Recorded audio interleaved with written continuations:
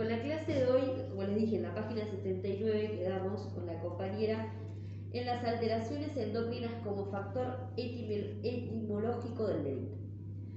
Entonces acá era un resumen de lo que recién estamos hablando, que empieza a decir que las hormonas del cuerpo de cada uno de nosotros juega un papel muy importante a la hora de ser un factor que puede determinar o que puede influir para que la persona tenga una actitud o una acción criminal. El doctor Gregorio Marañón, que también lo vimos anteriormente, dice que es tan poderosa, tan fuerte la capacidad de las hormonas, las influencias de las hormonas en el cuerpo, que él lo ve como un aparato totalmente independiente, capaz de que una persona cometa un delito por un desequilibrio o alguna desviación independiente, o sea, como algo independiente, se entiende, de la persona, más allá de la personalidad, de la herencia, hablando de las hormonas, la capacidad esta de poder que una persona a raíz de esto cometa una actitud criminal. Entonces, a raíz de esto empieza a desarrollarse el biotipo. El biotipo, que yo acá escribí en el pizarrón, va a ser definido como, está representado obviamente de carácter, hablamos de este término biológico, ¿no? Es un término biológico, en donde nos va a decir los caracteres comunes de la descendencia de la persona. O sea, son los mismos caracteres hereditarios que va a tener una persona a la otra. Eso es un biotipo. Y dentro del biotipo, de estos caracteres de descendencia iguales, que se van a heredar, que también lo vimos en las unidades anteriores, este psiquiatra alemán, Kretschmer, es un psiquiatra alemán, va a hacer una clasificación biotipológica. O sea, este psiquiatra alemán va a hacer esta clasificación biotipológica. Estamos hablando del año 1888, 1900 y algo. ¿Cómo va a empezar a hacer esta clasificación? Que vamos a ver una por una y ir desmembrando y estudiando una por una de la clasificación que hace él. Bueno, él va a agarrar un grupo de estudiantes, de individuos, y los va a empezar a estudiar. Va a empezar a investigar. ¿Y qué va a estudiar? Bueno, todo lo que tiene que ver con lo morfológico, o sea, el cuerpo, cómo es físicamente, cómo está formado en el aspecto físico la persona. Y además lo va a relacionar, y acá viene lo importante, con el temperamento, que más adelante vamos a definir qué es temperamento.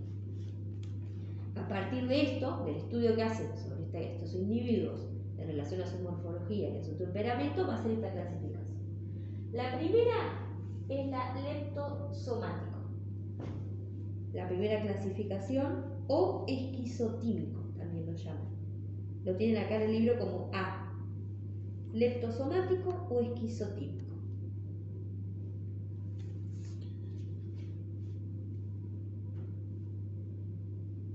Entonces, cuando habla de esta clasificación, va a empezar a decir el aspecto morfológico de estos sujetos, el aspecto físico. ¿Y qué va a decir? Bueno, tiene características, un aspecto del sujeto que está dentro de esta clasificación de biotipológica, tiene un aspecto delgado, tiene un aspecto débil, tiene formas aplanadas, la nariz puntiaguda, el rostro alargado y tiene vellosidad corporal, o sea, tiene mucho pelo. Eso es lo morfológico. Y en la psiquis va a decir que es una mentalidad con un temperamento abstracto, o sea, que la persona es sentimentalista, es especulativa, la persona le gusta especular, sacar, ¿no?, conclusiones, están inclinados hacia el arte, les cuesta adaptarse al medio social donde viven, o sea, no les es fácil la adaptación en todo su entorno, son introvertidos, más bien, en cambio de ser sociales, lo contrario, son para adentro, son introvertidos, son retraídos, lo mismo, y serios, son ese tipo de personalidad que se puede decir que estaríamos hablando lo mismo de introvertidos. Son generalmente serenos y de gran tenacidad, o sea, son constantes, tenaces en lo que se propone.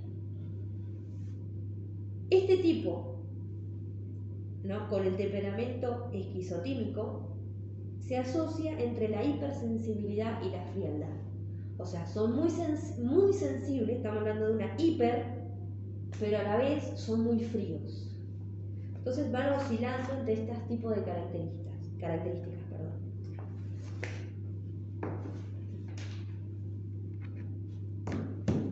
Dice que un delincuente que estaría siendo capaz de estar en este tipo, en el primero, en el leptosomático, sería un delincuente que tendría mucho potencial de reincidencia en los delitos, o sea, que reincidiría mucho en sus delitos, y que los delitos no serían violentos, sino la tendencia de este tipo de delincuentes son de delitos de falsificación de identidad, de otro tipo de falsificaciones, de robo, abuso de confianza, son obsesivos y no van a tomar o no tienen conciencia del riesgo que corren cuando cometen su acción, o sea, no tienen conciencia del riesgo que ni para sí ni para sus víctimas, no lo tienen en cuenta, no lo piensan,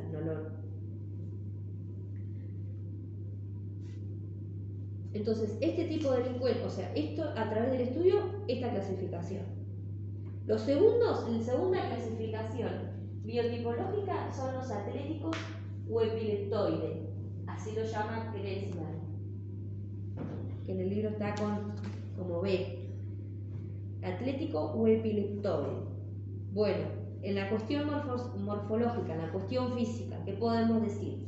Bueno, como las que marcabas el otro día, más robustas, personas, ¿no?, con un cuerpo bien formado, bien atletas, los músculos, ¿no?, lo que es la postura ósea, las líneas alargadas, los miembros y los músculos bien formados, tienen cabellera espesa, tienen mucho pelo, barba cerrada, cuerpo velludo también, mucho pelo en el cuerpo, en el pecho, en la espalda, y la piel, dice, es áspera.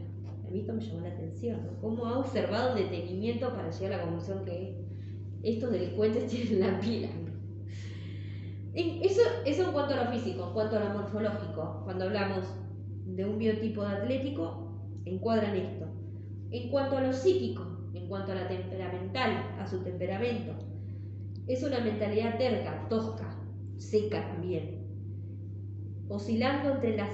Tienen violentos, sentimiento, ¿no? Son violentos. Ahí lo vamos a ver, sí. Tienen sentimientos, pero apasionados con brutalidad. Son esos apasionados, pero sentimientos, pero brutos, es una brutalidad. Son tenaces, son impulsivos, se reaccionan enseguida de una manera sin pensar, por eso la impulsividad. Persistentes en afectos, perseverantes y al mismo tiempo un poco sensibles y espirituales. Entonces, acá donde la delincuencia, ¿cómo se manifiesta? O sea, describimos lo morfológico y la psiquis. ¿Cómo se manifiesta? En salvajes, en brutales, encarnizados, incendiarios y reincidentes. O sea, este tipo de delincuentes que tienen esta cuestión física y psíquica serían estos: los salvajes, los brutales, los encarnizados, los incendiarios y los reincidentes. En términos de delincuencia hablando, o sea, cómo lo manifestamos en la acción delincuente en sí. Viene el tercer tipo de clasificación, ciclotímico o pícnico. También lo denomina cualquiera de estos dos nombres. Como ven, todo se lo llama de dos nombres en sinónimo a cada clasificación. Estos son sujetos corpulentos, ¿sí? Acá hay un dibujo al costado, lo pueden ver, corpulento. Las líneas son cortas y bien redondeadas. Estamos viendo grasientas, voluminosas, una persona gorda. Chica. Es una persona tirando, dice grasientas, tirando, bueno, a obesas, a gordas, a mórbidos. Extremidades cofias, rostro redondo. A menudo, o en algún gran porcentaje, son calvos, no tienen mucho pelo. Poco desarrollo piloso, o sea, poco pelo, no tienen pelo en su cuerpo y por eso son calvos. Poco desarrollo muscular, obviamente, si decimos que son obesos, son grasientos, el desarrollo muscular no se ve. En lo que tiene que ver a sus caracteres psíquicos, lo vemos con muy inteligentes. Estos son extremadamente, o sea, lo que se desarrolla aquí bien es que son inteligentes, que van a ser risueños, o sea, que van a ser, su características son joviales, son graciosos, hacen chistes, son carismáticos. Su temperamento va a oscilar entre el excitado y el alegre, o el decaído y el triste, o sea, dependiendo, se va a poder adaptar. Bipolaridad. Claro, lo que dice acá es que se va a poder adaptar en el medio, se va a poder sincronizar. Si estamos ante una situación, acá dice, son tónicos con el medio de pensamiento retrasado o acelerado en relación con su estado de ánimo. O sea, ellos se pueden adaptar, o pueden ser bien pesimistas, que todo mal, todo va para peor, o pueden ser repositivistas, o sea, en el sentido del temperamento, dependiendo. No, la situación, el estado de ánimo van oscilando de un extremo al otro. No son constantes, hacen actividades pero no son constantes, por eso comienzan algo pero nunca lo terminan. Sus objetivos no es que son los más emprendedores. Y lo importante es que dicen que este tipo representa un menor porcentaje entre los delincuentes y sus actos antisociales más frecuentes son la estafa y el fraude. O sea, son estos tipos que solo se encargan de estafar, con cheques, con la venta de algún bien mueble o inmueble, o hacer ese tipo de fraude, estos tipos que requieran esta inteligencia. Y cuando hablamos de delincuentes de este tipo que cometen homicidio, es ante una depresión melancólica pudiendo llegar al homicidio colectivo. O sea, llegan al homicidio en este caso, ¿no? Llegan al homicidio, irresistible sentimiento ante una depresión melancólica. Están muy depresivos, en un pozo que no pueden salir y pueden llegar al homicidio colectivo. Pero por lo general es un porcentaje menor de delincuentes y sus actos están relacionados a estas conductas de fraude y estafa. Y ahora vemos la última clasificación, displástico o displásico, la cuarta. Displásticos o displásicos. Volvemos a hablar de su tipo de vista morfológico o físico. Puede presentar la deficiencia de los caracteres sexuales, puede tener algún problema sexual en sus órganos sexuales secundarios que tenga alguna malformación, no solo en su estructura somática, sino una deformidad, ¿sí? En una mano, en un brazo, en la cara, o sea, no sé yo, manco, por ejemplo. Hay algo en su estructura física que los puede llegar a verse disminuidos, claro, está como con una deformidad. Eso es en el plano morfológico. En el plano psíquico hay igualmente una mixtura, porque este es el cuarto que lo agrega último, a esta clasificación le agrega última y hace como un mix de lo que le quedó cuando lo estudió, digamos, el psiquiatra Kretschmer. Y acá, bueno, hay una mixtura y entre ellos encontramos los débiles mentales, que tienen que estar muy debilitados mentalmente, o los esquizoides. Que son esquizofrénicos, ¿no? Los esquizoides, vamos a ver ahora, en realidad son aquellos que tienen algún problema que no les deja pensar, que no les deja poder razonar, que no les deja ver, o sea, separar lo bueno de lo malo.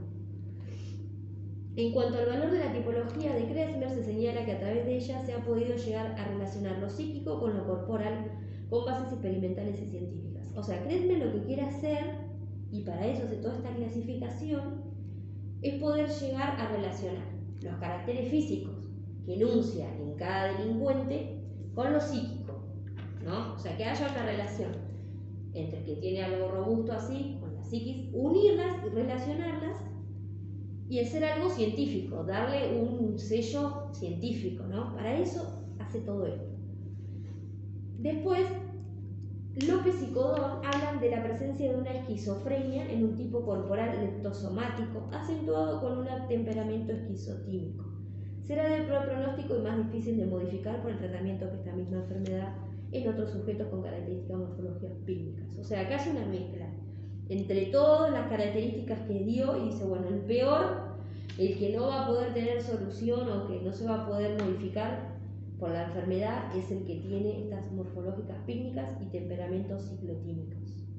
El C.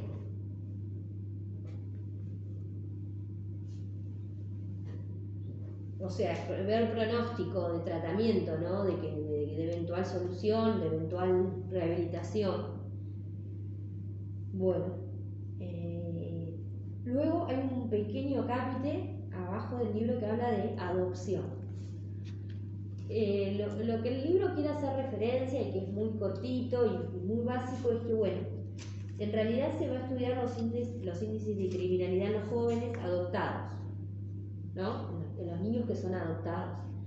Y se va a llegar obviamente a la conclusión que venimos viendo durante este capítulo, que ¿qué es? Que los criminales, no, la herencia. Nosotros ahora estamos hablando con lo biológico. Entonces, ¿qué es? Está bien, los jóvenes adoptados aumentan en relación de los antecedentes criminales de los padres,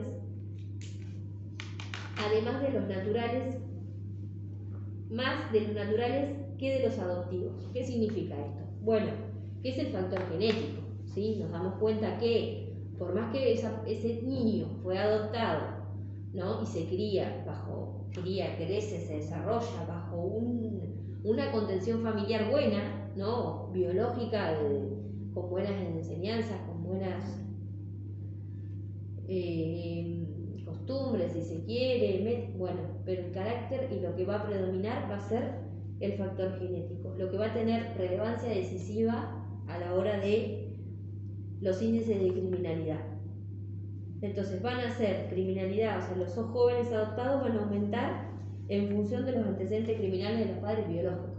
Eso es lo que dice este pequeño punto en relación a la adopción. Que como les venía diciendo, todo este capítulo habla de este factor genético, de la herencia, de lo que influyen, lo que heredamos de nuestros papás para nuestro futuro. Bueno, después acá en la siguiente página vemos malformaciones cromosómicas. Esto es bastante específico, no nos da ya muy a nada si no nos acordamos, porque va a hablar justamente dentro de la genética criminal, va a estar asociado cuando hay malformaciones, aberraciones cromosómicas, o sea, hay algo mal en los cromosomas, específicamente en eso. Y va a tener relación, obviamente, en la delincuencia. Van a haber diferentes, son 4, y uno es el síndrome de Turner, no sé cómo se pronuncia. Se predica de las mujeres cuyo cariotipo o fórmula cromosomática es 45%. Generalmente son de talla reducida y este síndrome es relacionado con el aborto. O sea que la mujer que hace el aborto, claro, o sea, es espontáneo, tiene esa fórmula cromosomática que es 45X0, que no tengo ni idea de lo que es de eso porque no, ya escapa a mis estudios, pero bueno, ustedes tienen que saber o estudiar que estos 4 tipos, síndrome de Turner, síndrome de triple X, síndrome de Klinefelter y síndrome de doble II, son malformaciones cromosómicas, ¿sí? Cromosómicas, y que van a tener relación con la delincuencia.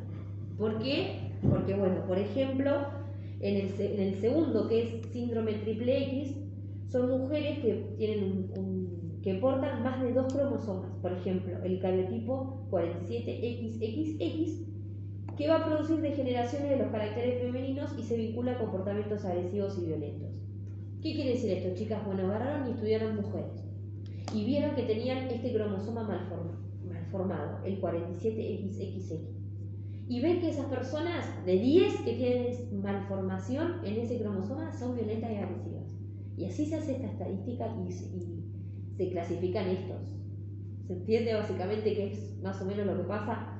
El síndrome de Klinefelter tiene que ver con varones cuyo cariotipo es 47XXY, es decir, con un cromosoma femenino adicional. O sea, es un varón, pero tiene un cromosoma, esta persona en su ADN tiene un cromosoma adicional. Coeficiente escolar bajo, se observa que son jóvenes altos, delgados, con relacionados como de alta peligrosidad, muestran predisposición delictiva ante los estímulos criminógenos del exterior. Eso quiere decir que cuando tiene algo que ver con el tema del género, que se siente por ahí de otro género. No. Y acá no habla del género, o sea, dice que estos varones, o sea, estos hombres que tienen este tipo de cromosoma adicional son de escolaridad baja, o sea, no se detectó por lo menos en esto, eso que vos decís. O sea, no sé si... No, como dice que perciben un cromosoma femenino por eso.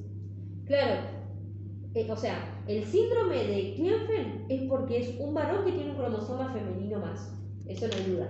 ¿Y en qué influye que tenga un cromosoma femenino? No dice que influye en lo que vos me estás diciendo. Dice que los hace de escolaridad baja, jóvenes altos, delgados, relacionados como de alta peligrosidad, que tienen predisposición al delito del exterior. Eso es lo que dice, que ese cromosoma más que no debería estar te provoca. No sé, chicas, se entiende más o menos, pero bueno, es muy específico, digamos, ¿ven? Después el síndrome de doble II se trata de los hombres que tienen un cromosoma y suplementario son de elevada estatura respecto de sus parientes. Calvicie, miopía, debilidad mental que los hace agresivos con tendencia a la criminalidad. Además de tener una conducta violenta tendiente a cometer delitos contra el patrimonio sin motivos precisos. Bueno, estos solamente son malformaciones cromosómicas que se van a definir estos 4 puntos. Tener una idea de qué es lo que ocurre en el síndrome de Turner, en el síndrome triple X, cuando hay ese cromosoma más, qué malformación y cómo puede, siempre traten ustedes de llevarlo por ahí, cómo puede, ¿no? Incidir en la persona en su conducta delictiva. ¿Para dónde? Violento, más bien débil, no sé, de qué tipo de acción delincuente. Y no, bueno, más bien homicidio, más bien robo, eso. Porque eso es lo importante acá, en este curso, ¿no? Ver qué es lo que afecta y para dónde va la conducta criminal de la persona. Bueno, y a continuación vamos a ver todas estas conductas antisociales que vemos desde muy chiquito, que les pasa por ahí a los chicos, todo lo que sufren, los abusos o demás. Va a haber diferentes estudios y los van a recopilar. O sea, la doctora Angie Vázquez va a agarrar y va a hacer estudios sobre la genética criminal para terminar este capítulo de genética.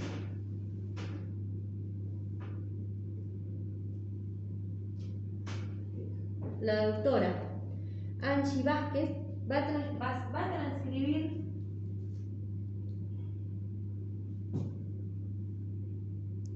haciendo hincapié en la genética criminal, va a agarrar y va a recopilar diversos estudios y se van a transcribir acá en el libro los más importantes. La idea es que otra vez tenemos, como vimos la otra vez, un montón de factores, son más o menos, miren, 2 hojas, y que van a ser factores endógenos de la criminalidad. ¿Qué significa endógenos? Que están en el interior de algo, o sea, factores genéticos, volvemos a lo mismo, o que ocurren dentro de la persona y que los va a clasificar. Y acá vamos a verlos de mayor importancia en relación a esto. El primero dice trastornos bioquímicos o serotonina. ¿Ustedes alguna vez escucharon la serotonina?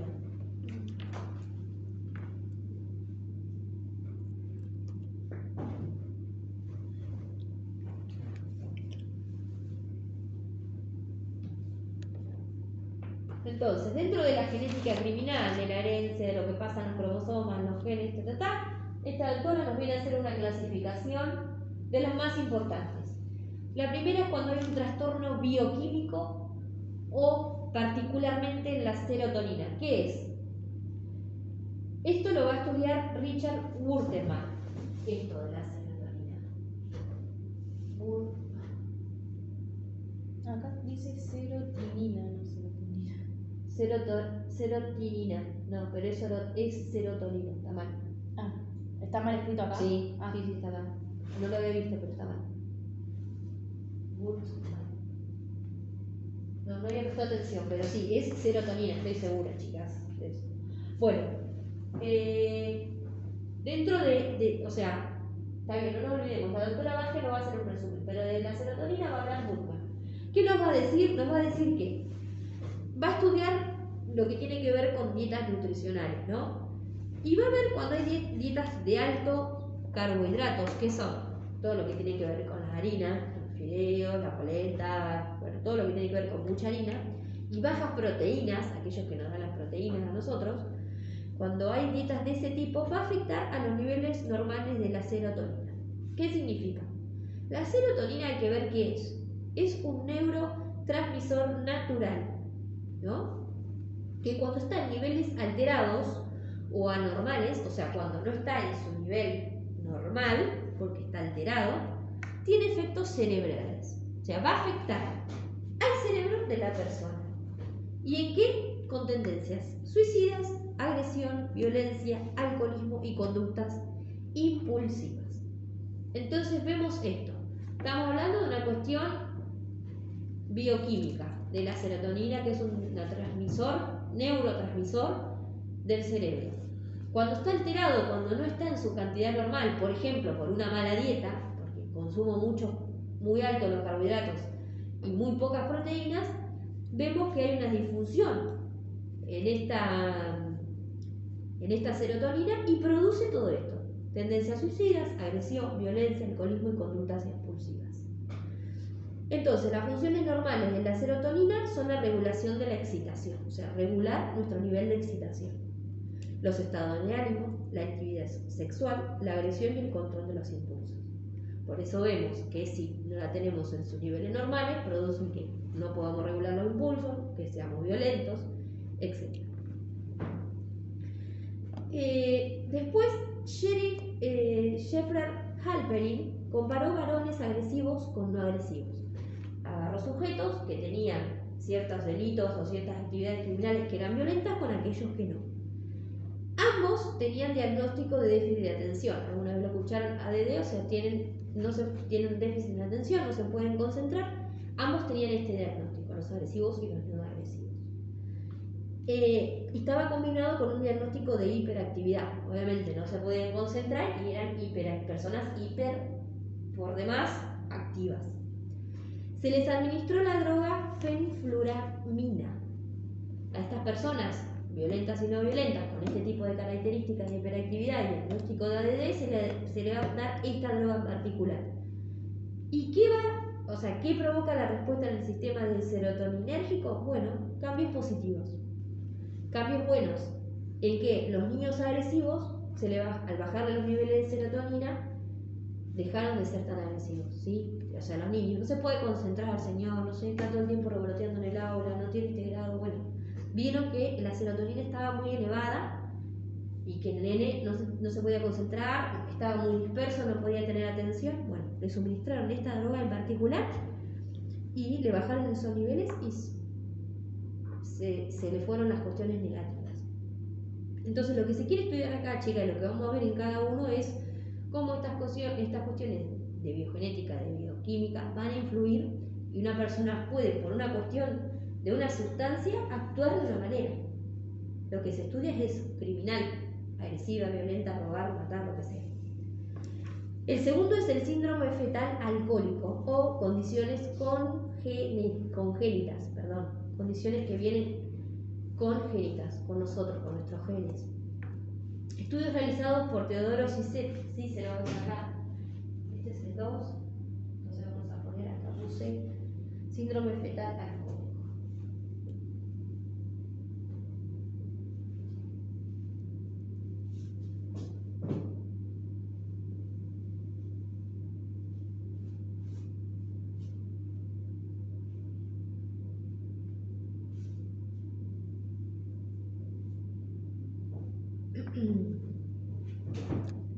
Teodoro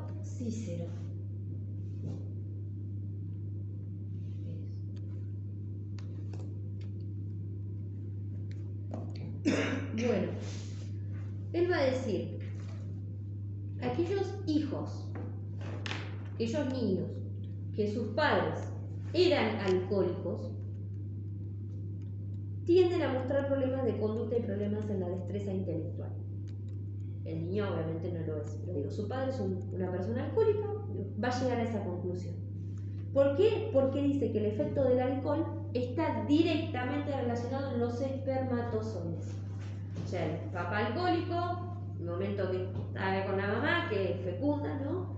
Los espermatozoides de las gónadas, va a afectar ese alcoholismo de la persona directamente ahí. Entonces, bueno, obviamente que después cuando el niño se desarrolla, va a tener esta deficiencia en la conducta y poca destreza intelectual. Va a decir que los hijos varones, va a hablar en este caso de los nenes, de los varones, los hijos varones de padres alcohólicos tienden a dar pobres ejecuciones en los test de aprendizaje y destreza espacial. O sea, esta persona le hace un test de aprendizaje a un niño varón de padre alcohólico y le da por debajo de lo que le debería dar con normalidad. Eso es lo que observa él. Y también además va a mostrar que tiene bajos niveles de testosterona y beta-endorfinas. Cuando lo hacen mujeres el test de hijas de padres alcohólicos, ¿qué observa? Va a ver que va a tener alteradas las hormonas. ¿En qué las va a tener alteradas o cómo se va a ver esa alteración? Bueno, en la atención a cómo reacciona de forma distinta a situaciones de estrés a las féminas, que no tienen el factor de padres alcohólicos. En situaciones de estrés van a afrontar eso de manera distinta, las que son de padres alcohólicos a las que no lo son. Y además agrega como características físicas que son heredadas, como los ojos saltones, o sea, de un padre con alcoholismo, ¿no? O de una madre. Deformidades en los labios y en los miembros del cuerpo. Eso sería un factor endógeno de la criminalidad dentro de la genética criminal. El tercero es el efecto de golpes, traumas y alteraciones del lóbulo frontal.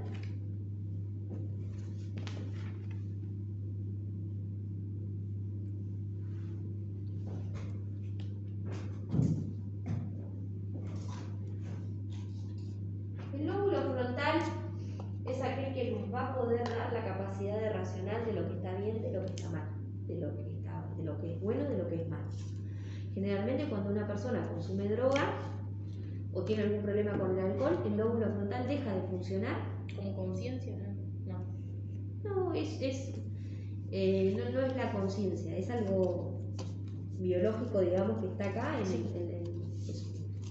una parte nuestra, y que cuando la persona consume mucho alcohol empieza a alterar, lo empieza a disminuir, lo empieza a destruir al lóbulo y no puede discernir de lo que está bien de lo que está mal. Eso es un efecto de la droga, lo que hace.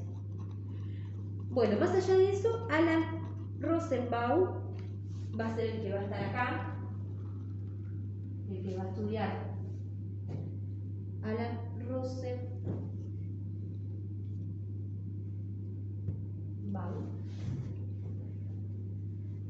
Y va a desarrollar diversos estudios, diversas investigaciones en los antecedentes, cambios de la conducta, viendo un incremento de la violencia.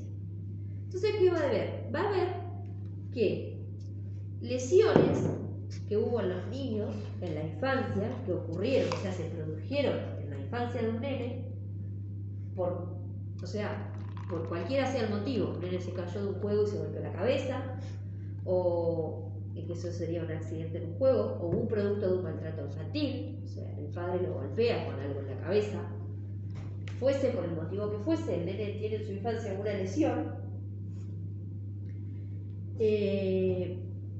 va a corroborar que esa violencia viene de este tipo de lesiones. O sea, si hay un incremento en la violencia porque estas lesiones vienen de ahí, y va a empezar a hacer un estudio con 53 hombres que golpeaban a sus esposas. Agarra 53 tipos que le pegaban a sus esposas.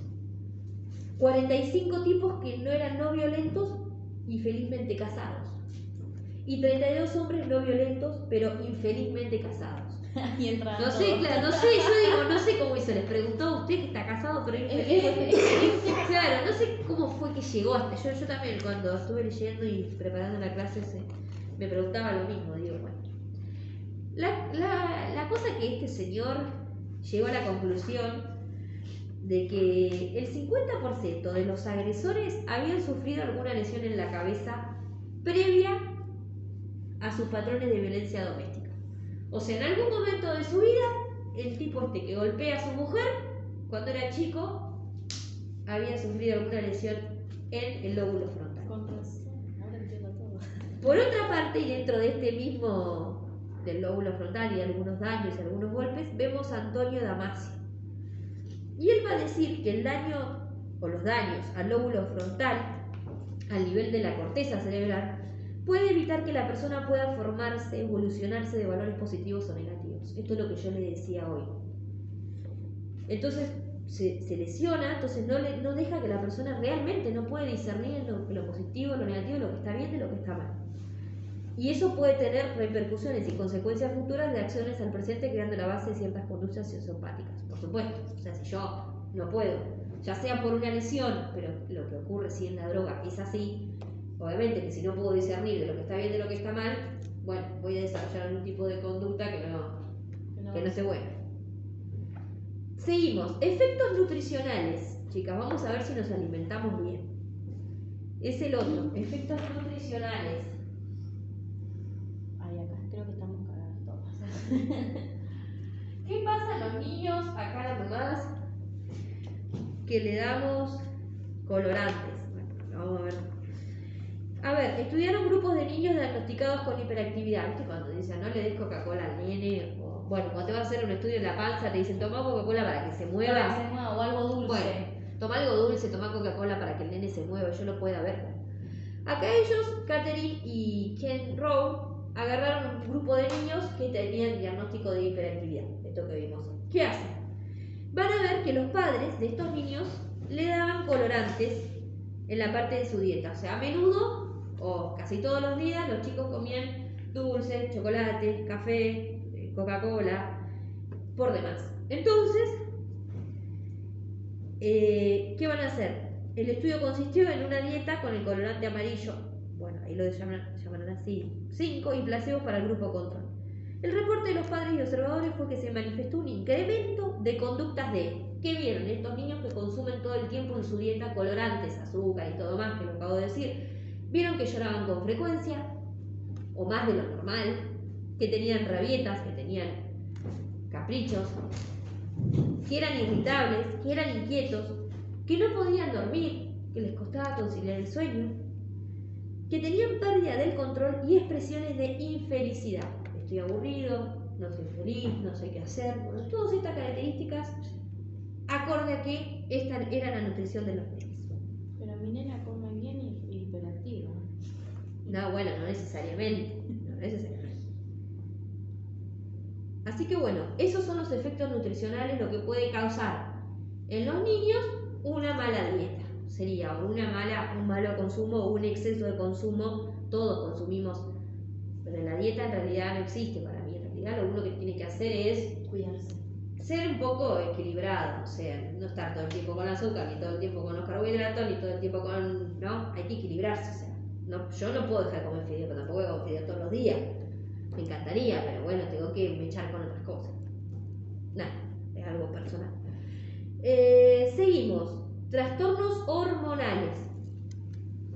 Bueno, acá hemos visto los trastornos hormonales en las clases anteriores, pero específicamente va a tratar de ver de por qué siempre se supo y siempre se entendía que el hombre sea más agresivo que la mujer. ¿Por qué? Porque las hormonas masculinas, precisamente la testosterona, es la que ha sido objeto de estudio de estas conductas violentas. Se cree que es por eso que el hombre tiene esa cuestión viril, esa cuestión de querer, ¿no? Agarró James Dubs y estudió a 44.462 sujetos masculinos, un numerito importante, y encontró que había una alta incidencia y correlación entre delincuencia, abuso de drogas, hacia los excesos, riesgos, tenía niveles más altos de lo normal y aceptable en la testosterona.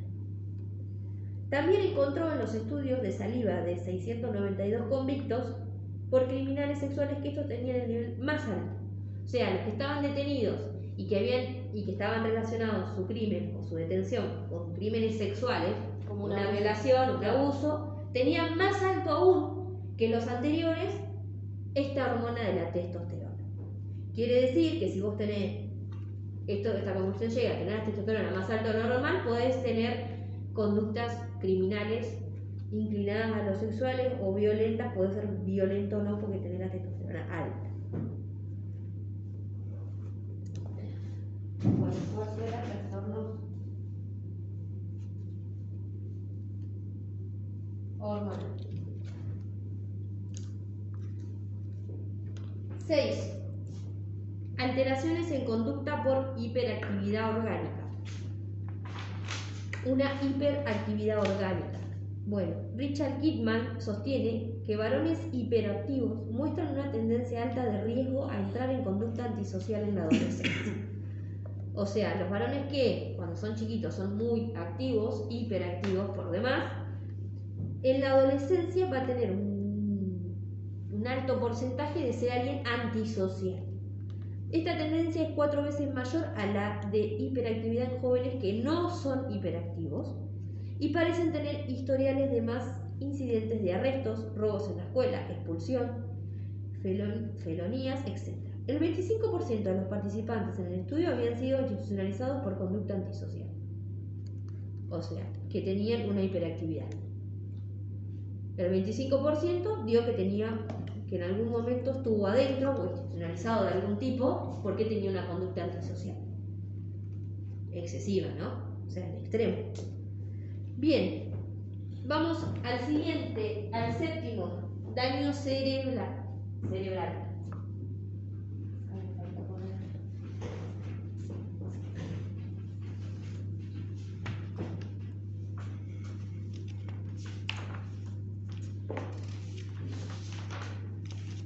Y este es el último.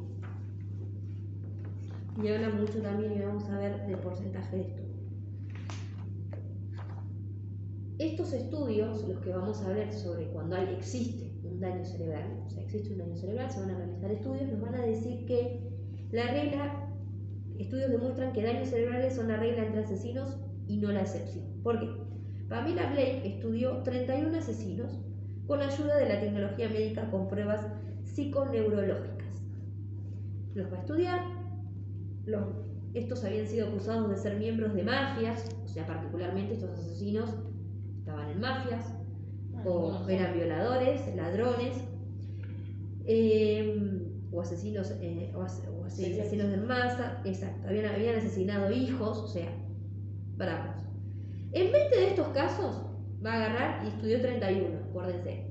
20 de estos se pudo establecer el diagnóstico neurológicos claros.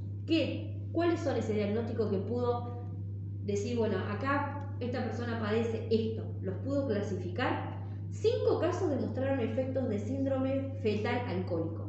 ¿Se acuerdan que lo vimos hace un ratito? Que en el punto... Es el que mostraba el del padre y la madre, ¿no? Acá, síndrome fetal alcohólico. En el segundo está. Entonces, 5 tenían este síndrome. 9, un retardo mental, un retraso mental. 1 más tenía hipotiroidismo. Cuando vimos lo de la tiroides en la clase anterior, lo que podía pasar, 1 tenía hipo, menos, regulaba menos la tiroides. Hiper es más, hipo es menos. Un caso tenía psicosis leve. Otro más tenía retardo mental fronterizo. Y otro tenía hidrocefalia. Cuando se ocurre crece adentro del cerebro y genera presión, eso es hidrocefalia. No lo vimos en el libro. 3 mostraron epilepsia. Esto sí lo vimos, la epilepsia. 3 lesiones cerebrales, que la acabamos de ver. O sea, en su infancia habían tenido algún tipo de lesión. De estos 20 que pudieron clasificar en los 31 asesinos. 2, demencia inducida por el alcohol. Algunos mostraron combinaciones, o sea, tenían varios. ¿Por qué? Tenían anormalidad en el lóbulo frontal, no estaba funcionando del todo normal el lóbulo frontal, y el 29% parecían tener defectos en el lóbulo temporal, que es otro, defectos. 19 sujetos mostraron atrofia o cambios en material blanco del cerebro. El 83.8% de los sujetos mostró abuso en sus infancias. 83%, chicas, fueron abusados en la infancia. Y el 32.30% había sido abusado sexualmente. Entonces, es de reciente interés el estudio del efecto de diversas fuentes de toxicidad sobre la humanidad. Vemos que Edward Nedman, dentro de este daño cerebral, va a estudiar 212 varones de escuela pública en Pittsburgh entre las edades de 7 y 1. Fueron evaluados en contaminación ambiental, acá esto es relación al plomo, cuanto a la concentración de plomo en sus huesos mediante pruebas de rayos X fluorescentes, o sea, cuánto de plomo tenían en el cuerpo, ¿no? La contaminación que tenemos nosotros por los vehículos y demás. ¿Y qué pasa con eso? Con el paso de los años se fue denotando, según aumentaba la cantidad de plomo, también los reportes de agresividad, delincuencia, quejas somáticas, depresión, ansiedad, problemas sociales y déficit de atención, entre otros. O sea, ¿qué quiere decir? Que este va a estudiar Edward Nedman sobre la contaminación ambiental y va a ver que las personas vamos a tener en nuestro organismo, nuestro esqueleto, más plomo, y que a partir de eso todas estas conductas también fueron aumentando. En relación a lo más plomo tenía, más alguna de esta conducta desarrollaba la persona. Y ahí terminaríamos con esta clasificación que hace Angie Vázquez. Vamos a seguir con tipología de Sheldon.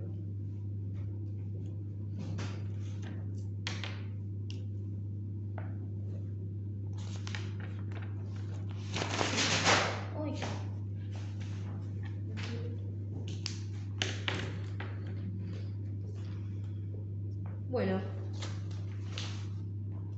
William Sheldon era un médico y un profesor. Todavía nos falta, yo no voy por horas, sino voy para, nos falta todavía terminar, sí, unas hojas. Yo fui a las 8 y poco la niñera. Está bien. Generalmente yo trato de ir por unidad, me falta terminar para la unidad unas hojas y un poquito más, así que bueno, de última después con la clase de ella. Bueno, como les decía, es un médico, un profesor de la Universidad de Harvard, y él se va a basar en las observaciones de 4.000 estudiantes. ¿No? Va a observar a 4.000 estudiantes y va a llegar a 3 tipos básicos en los cuales descubre 3 dimensiones de variación. 3 tipos básicos y descubre 3 dimensiones.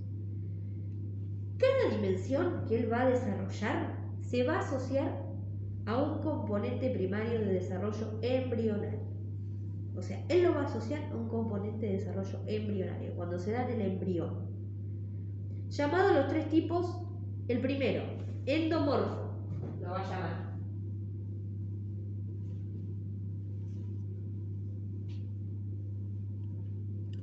El segundo, mesomorfo.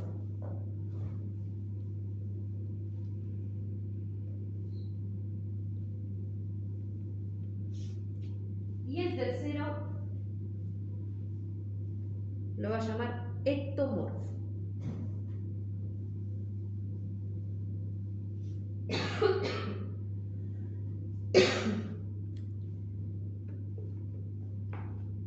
Y dice además que los cuales se va a corresponder con los 3 tipos básicos de Kretschmer, el que vimos anteriormente que hizo 4. Los 3 primeros que vimos, o sea, el atlético o epileptoide, el leptosomático y el pícnico, se van a asociar a estos 3, pero él les va a dar, ¿no?, otra reversión, si se quiere, porque él va a crear un índice. Él va a hacer un índice. Sheldon va a hacer un índice.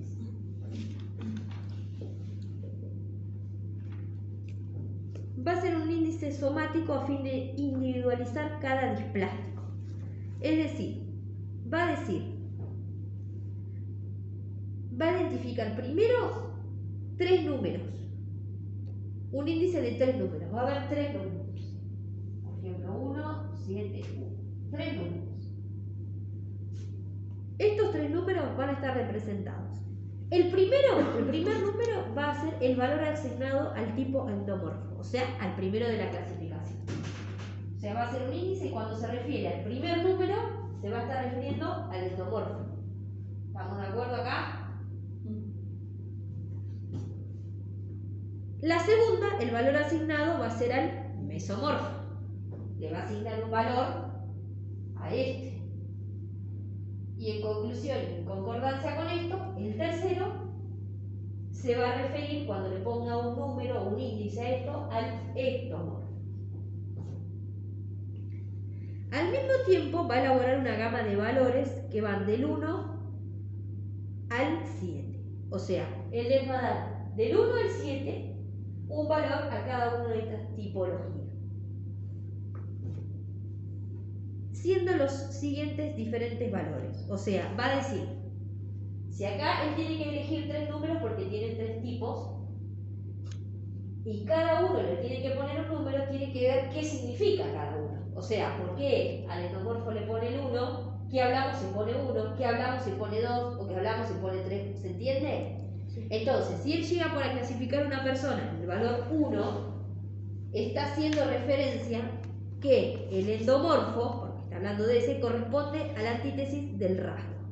Lo contrario a los rasgos. Entonces, lo contrario, la antítesis del rasgo del endomorfo va a ser el número que él le ponga acá. Valor 2, corresponde al rasgo esbozado, al rasgo que él ve. Valor 3, nos vemos, corresponde al rasgo inferior al promedio. Valor 4, corresponde al rasgo ampliamente inferior al medio. Valor 5, corresponde al rasgo fuerte. Valor 6 corresponde al rasgo muy acentuado y valor 7 corresponde al rasgo característico. Bueno, esto, chicas, muy específico, no se van a tener que aprender cuáles son los valores, pero tener una idea de esto, de este índice que él forma. Cada número es un valor o un rasgo distinto y va a ser, el primero va a ser relación al rasgo que hay en el endomorfo, el segundo al mesomorfo y el tercero al ectomorfo. Eso es más o menos lo que tienen que saber.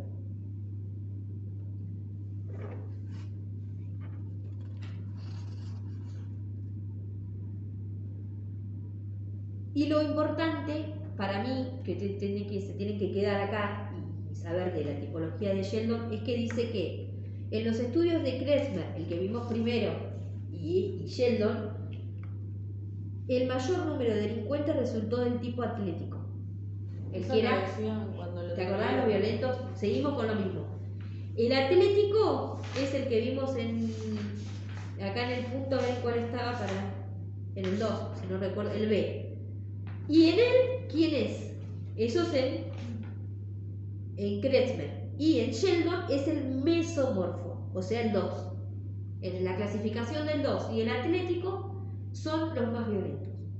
Son los que resultan mayor número de delincuentes, perdón, los más delincuentes. Los atléticos eran los más violentos y lo habíamos visto ya, pero bueno, tenemos mayor número de delincuentes en este tipo de clasificación, según estos dos médicos o psiquiatras opinan eso.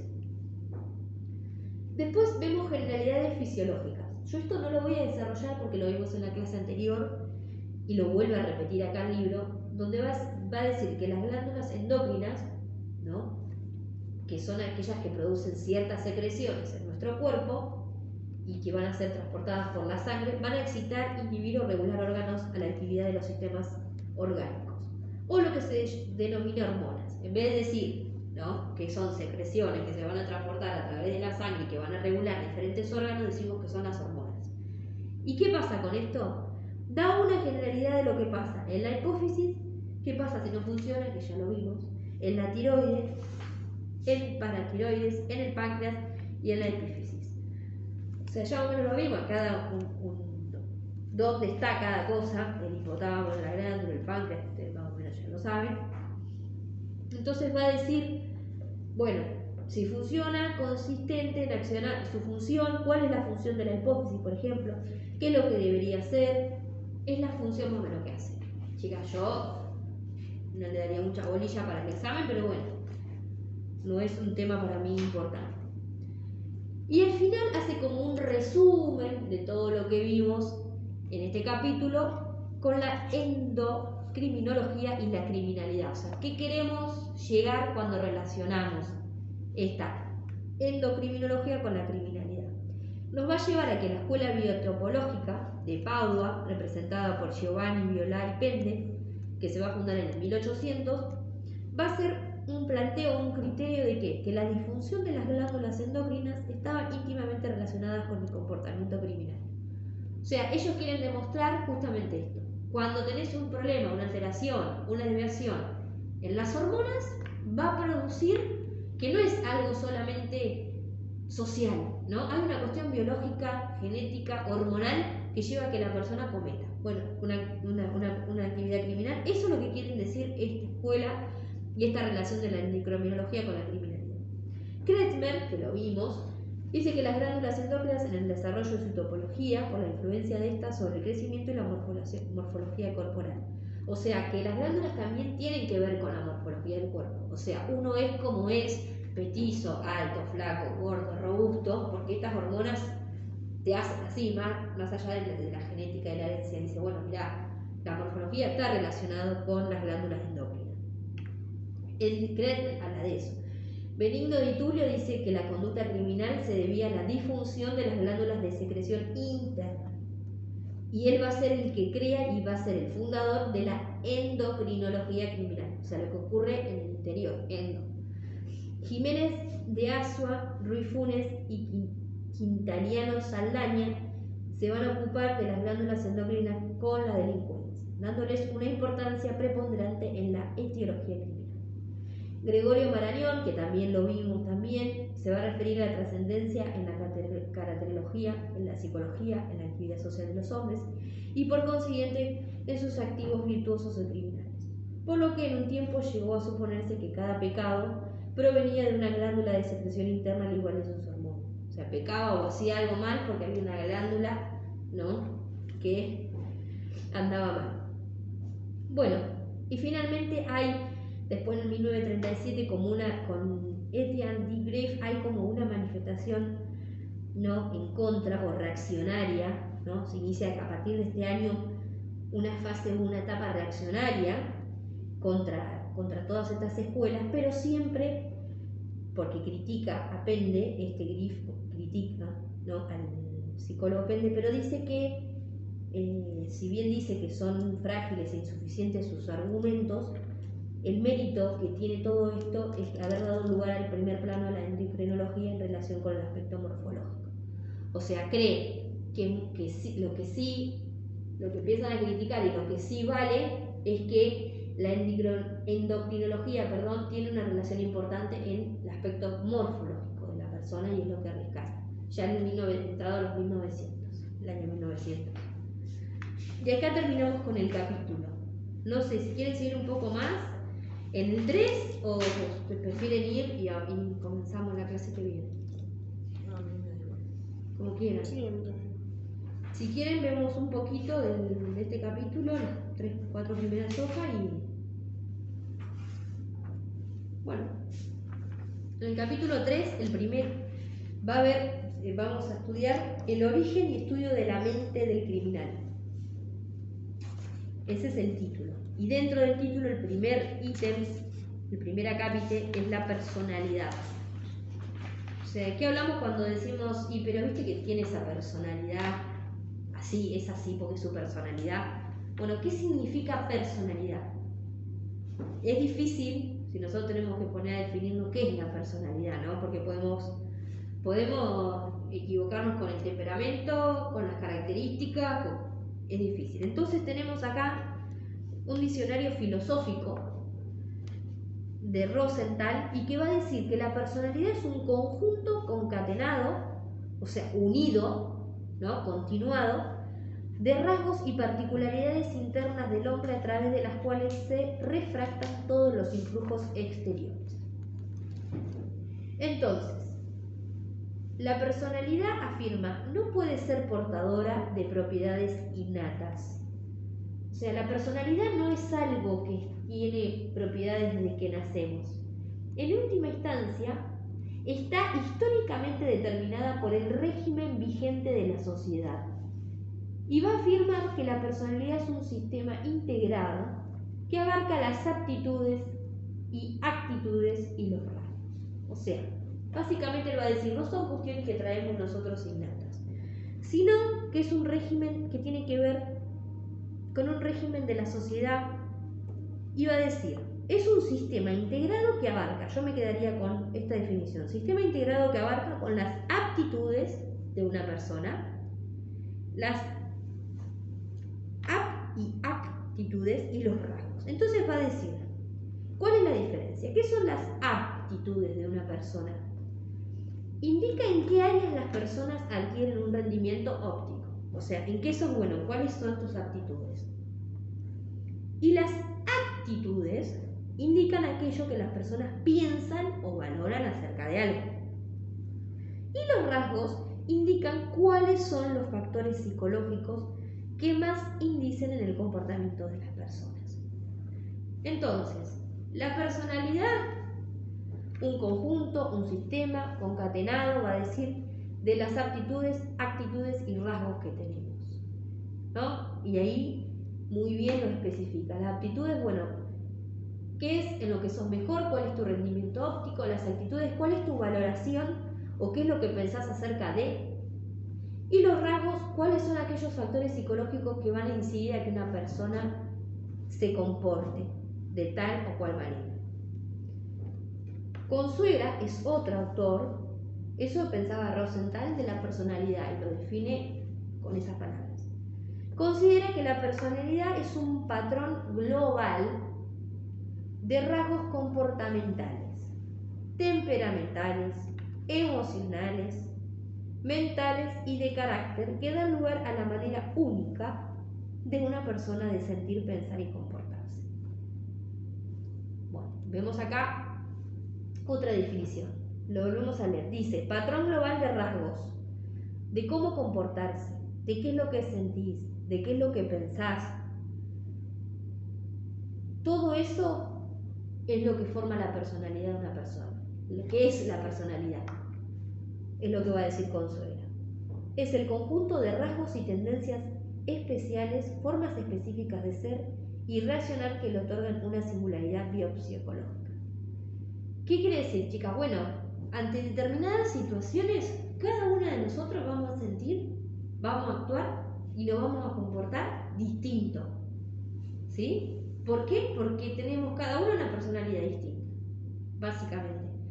Entonces, eso es lo que dice acá. Cada uno va a tener una tendencia especial de cómo comportarse, de cómo sentir, de cómo ser, porque es dependiendo de su personalidad. Todo eso que lo va a hacer único a cada una, de que seamos distintas. A veces coincidimos en la manera de pensar con otra persona y decimos, mira, pensamos igual acerca de esto, yo acá haría lo mismo. Y a veces no. ¿Y por qué? Porque tenemos rasgos, tenemos tendencias, tenemos aptitudes distintas, que nos van a llevar a ser distintos.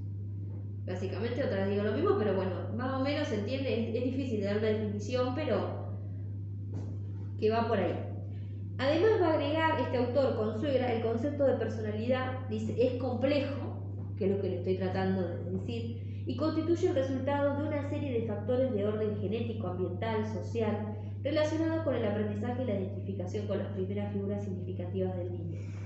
¿Qué significa y qué es lo que agrega acá? Bueno, como yo acabo de decir, nosotras tres vamos a pensar y vamos a sentir y nos vamos a comportar distinto. ¿Por qué? ¿Por qué va a pasar eso? Está bien, es nuestra personalidad, pero ¿por qué? Y justamente por eso.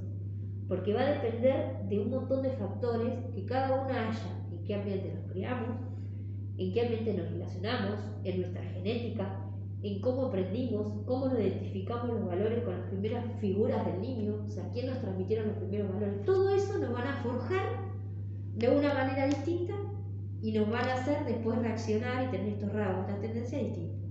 Y cada una ahí va a tener su personalidad. Luego después el libro sigue con el temperamento, que también a veces decimos, ¿qué temperamento tenés? Bueno, Cepeda dice que el temperamento representa los aspectos psicofisiológicos del individuo. Marcus Schamer dice que es la disposición de responder al ambiente de cierta manera. Sos temperamental, ¿viste? Cuando afirma Rosenthal que el temperamento se revela en la fuerza de los sentidos, en su profundidad o superficialidad, en la velocidad con que transcurren, en su estabilidad o la rapidez de su sucesión. De modo análogo, se reflejan las particularidades del movimiento del individuo. Me quedo con la definición de abajo, con la que está en rojo, que el temperamento es la base biológica del carácter y está determinado por los procesos fisiológicos y factores genéticos que inciden en las manifestaciones conductuales. ¿Qué es? Bueno, es una cuestión biológica del carácter que tenemos cada uno, que viene de cuestiones fisiológicas y genéticas, por eso digo, que heredamos, y que van a hacernos incidir en nuestras conductas. Depende del temperamento que tenemos, estas cuestiones, procesos fisiológicos y genéticos que forjan nuestro carácter, nos van a hacer manifestar de una u otra manera. Y nos van a hacer haber tipos de temperamento. El tipo de temperamento de cada persona acostumbra a ser entendido como la estructura básica encima de la cual se construye la personalidad de cada uno, con todos sus detalles y particularidades. En las últimas décadas, esto significa que el término temperamento se ha usado para hacer referencia a la genética de cada uno. O sea, en la actualidad hablamos de temperamento y nos estamos refiriendo a la genética de cada uno cuando hablamos de temperamento. La parte heredable, o sea, tenés ese temperamento porque tenés la genética igual a tu padre, es lo que heredaste de tu madre. Significa que el temperamento de cada uno, cual permanecería más o menos inalterado independientemente de las cosas que no sucedan, por fuera de lo que vivamos, ¿no? Entre paréntesis, el modo en el que aprendemos a gestionar nuestras emociones, etc. Entonces, nuestro temperamento es aquello que heredamos por fuera e independientemente de lo que nos suceda en el medio que vivamos o en el modo que aprendamos a gestionar nuestras emociones. Es algo genético. La teoría de los 4 humores. Bueno, una de las primeras personalidades en la historia que va a hablar de la teoría de los 4 humores es Hipócrates. Y va a ser, y está relacionado porque va a dar paso a lo que luego es temperamentos, ¿no? Entonces él va a empezar con esta teoría de los 4 humores y después se va a llamar y va a dar paso a lo que sería la teoría de los temperamentos, que vendría después. Estamos hablando en el siglo V, en el siglo IV antes de Cristo, ¿no? De Hipócrates, porque obviamente estamos hablando de Grecia y estamos hablando de un filósofo. Él le va a dar mucha importancia o creía que el mundo estaba compuesto de elementos combinados.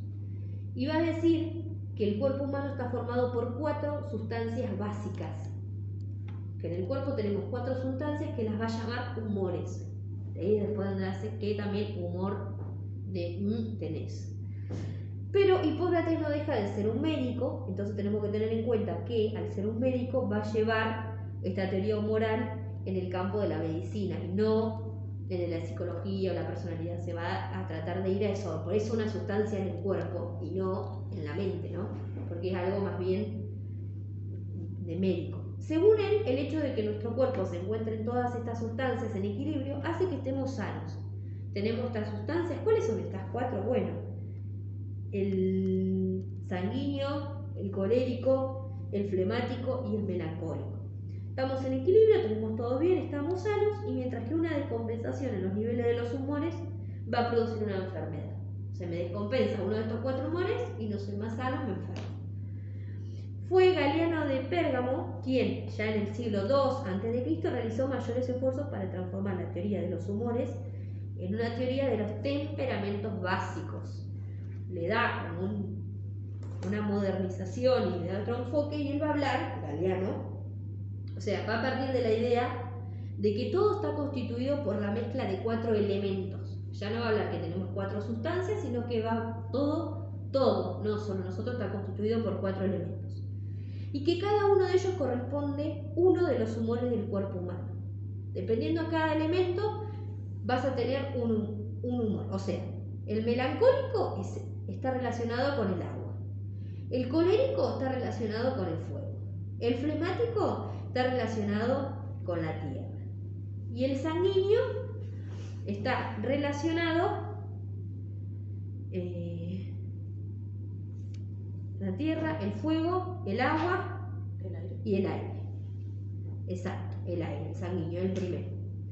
Entonces vemos, y va a explicar que los niveles que están presentes en cada uno de los humores en un cuerpo humano va a tener estilo y personalidad y temperamento de este, o sea, distinto, dependiendo de las cantidades de sustancia. O sea, tener más o menos sustancia, pertenece a un humor. Ahora lo vamos a ver, por ejemplo. El temperamento sanguíneo, ¿no? Que es igual al alegre o el instintivo. Sería este que está acá, que es como el aire, este circulito. Las personas sanguíneas, o sea, dentro de este del temperamento sanguíneo, se caracterizan, según Galeano, por ser alegres, optimistas y buscar siempre la compañía de los demás. O sea, aquellas personas que son alegres, optimistas, que son cálidas a la hora de tratar, ¿no? Que obedecen más a los sentimientos que a la razón, que no son tan fríos y tan calculadores, sino que son más sentimentalistas, además de que cambian fácil de parecer, se guían por la búsqueda del placer inmediato, tienen que saciar algo, lo consiguen y ya está, por eso dejan las cosas sin terminar, y su elemento asociado es el aire. Entonces va a estar asociados al aire, los que son de temperamento sanguíneo.